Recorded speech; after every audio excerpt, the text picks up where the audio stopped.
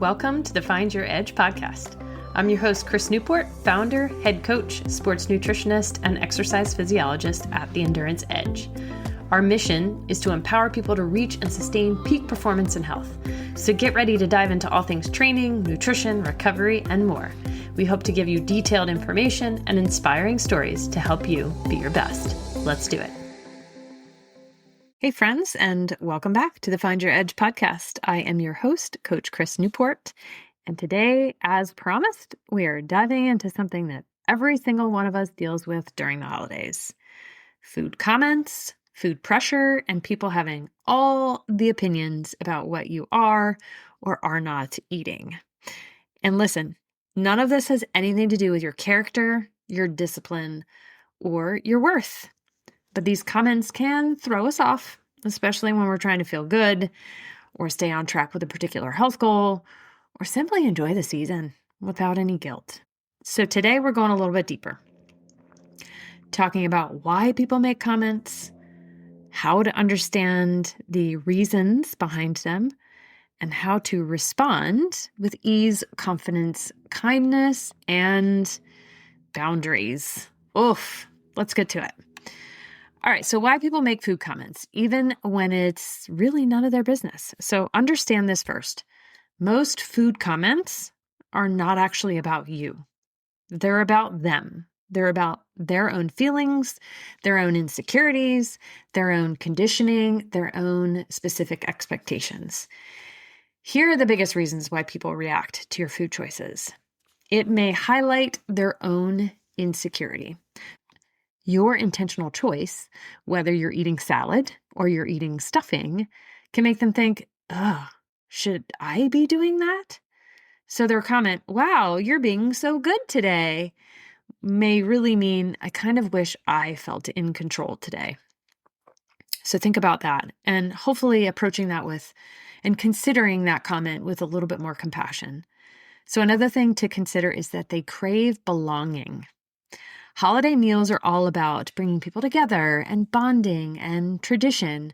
So when you choose a little differently than some people expect you to choose, certainly if things have changed or if you have new goals and are choosing differently than you may have in years past, some people interpret this as you're breaking the ritual. They may also interpret your choice as some level of judgment. So even when you're literally minding your own business and eating the food on your own plate, they may think that you are judging their choices. So they might get defensive. So just understand that. There may be a level of cognitive dissonance. So a psychological term, and let me give you an example.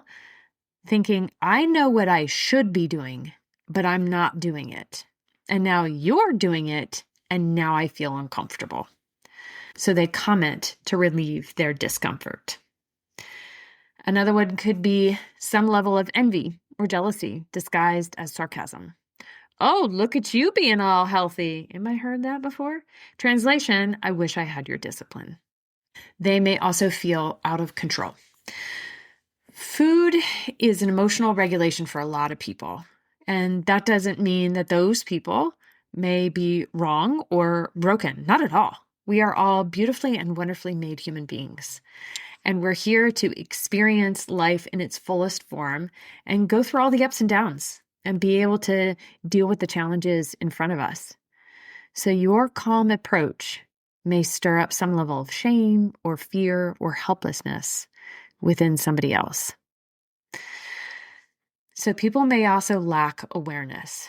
So some people literally don't realize that their comments are rude or intrusive. I'm thinking of some family members in my family, but that's okay. They shall remain unnamed. So, maybe a little chuckle under your breath as I was just doing, just thinking about those comments of like, oh, wow, that was a really inappropriate comment, but I'm not going to say it out loud. Just kind of smile. And then there may be some level of cultural or familial conditioning. So some families narrate every plate. This is what we do. And if you're not doing that, then you're breaking the script. Food for some folks and for a lot of folks means love. And in the sense that, especially with what is called a nutrition gatekeeper, so that might be if you're going to your mom's house for Thanksgiving dinner, she might be the one that is the one preparing a lot of the meal, and she is the nutrition gatekeeper. So you kind of have to know how to strategize around that. And if she is making the meal, that may be her intention of sending love to her family, albeit maybe in a little bit of a way that is not supportive of everybody around them. But declining a dish may feel like you're rejecting them or declining their love. And this can be especially true around the holidays. So now that we know why people make comments and how to have a little bit more empathy and compassion for the potential psychology behind it, let's talk about what some of the comments might be and some of your potential responses that can be confident, that can be kind, and can be clear and still maintaining boundaries and still aligning with your goals and your values. So let's say you are someone who is used to taking larger portions and you don't fill your plate very much. You're taking smaller portions because that aligns with you right now. You might hear, "That's all you're eating?" A potential response from you might be, "This is where I'm going to start. Thank you for noticing. I'm just listening to what my body needs today. Yeah, cannot wait to try everything." Or "Everything looks amazing. I'm just starting small today." Can be a good response to that, especially for you need maybe the extra compliment or the extra love for that person who might feel like you're going outside of their particular boundaries, or that you're declining their offering of their food, which to them means you're declining their love. Here's another scenario. You tend to let's say you have just typically raved about the pecan pie every year and you always go back for seconds. And this year, you don't. Someone might say, "Oh, come on, it's the holidays." You can have those same calm, confident responses that I had mentioned earlier. Like, "Wow, that was so delicious. I'm so grateful for that pie. I'm just choosing to slow down a little bit right now." Or, "I've got some goals that I'm working towards." If you want to go there, because you might get some follow-up questions. If you're not comfortable with follow-up questions, then that may not be the appropriate response for you. Or you can say, "Man, I have just been so overwhelmed with how delicious this meal has been that I'm going to make sure I'm going to slow down right now and just digest for a moment. Thank you for noticing." Or don't thank them for noticing. Either way, whatever feels right to you. All right, so let's say you're the one who oftentimes is getting a glass of wine or having beer or whatever, and you're declining it this year. Maybe it's not aligning with your goals and your values. Someone might say, "Oh, you're no fun tonight." And if you are someone who enjoys a light and friendly response and that works for you, can say, "Well, hey, I'm trying something new today. Wish me luck. We'll see how it goes." Or, "It's all part of the master plan. At least that's what I'm telling myself." Or you can say, "You know what? I don't feel quite up for that little bit extra. I'm just doing my thing today." Or, "It's just what I felt like today." Or, "I really appreciate you noticing, but I'm feeling good right now." Another thing you can say is, "Let's just enjoy our time together." So here's another potential response. You choose something like the salad or the vegetables or the turkey, and you're maybe not usually choosing something that may not be often considered something healthy. Everything can fit in your diet. However, generally speaking, everybody's a little bit different though. So, which is why it's important that we're not judging.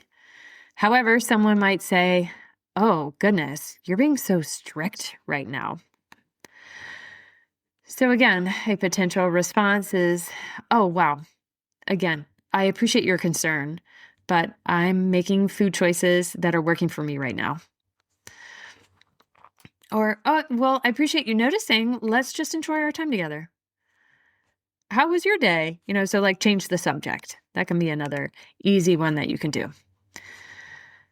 So here's a little mindset reset before you head into these holiday situations. So take a few seconds to remind yourself. So whether you are in the car or taking a walk prior to going to wherever you're going or on the plane or whatever, remind yourself and maybe even write this down. I would definitely encourage you to journal about this. My choices are mine. I don't owe anyone an explanation. I can be kind and still hold boundaries. And I choose presence over pressure. I love that one certainly for me right now. I choose presence over pressure. So anchor yourself in your values, anchor yourself in your goals, and in how you want to feel, not only for one holiday meal, but for the entire holidays, and let everything else fall away. Holidays should be about connection and not commentary. You deserve to enjoy food, family, and traditions in whatever form or fashion that is right for you without feeling like you're interrogated. You can be loving and self-honoring. You can hold boundaries and be gracious and kind. And you can enjoy the heck out of the season without abandoning yourself. So if this resonated, certainly send it to someone who needs it, and stay tuned for some more holiday support episodes. You got this, friend. You are worthy, you are loved, and you are a beautiful and wonderful soul, body, and mind inside and out. Thanks for listening to the Find Your Edge podcast. Thanks for listening to the Find Your Edge podcast. If you like what you heard, don't forget to subscribe on your favorite podcast platform so you never miss an episode. And if you're interested in learning more about our endurance coaching, sports and wellness nutrition, metabolic and sweat testing, triathlon training team, or our triathlon training library, be sure to check us out at theenduranceedge.com. And don't forget to follow us on social media at The Endurance Edge. Thanks again, and we'll catch you next time.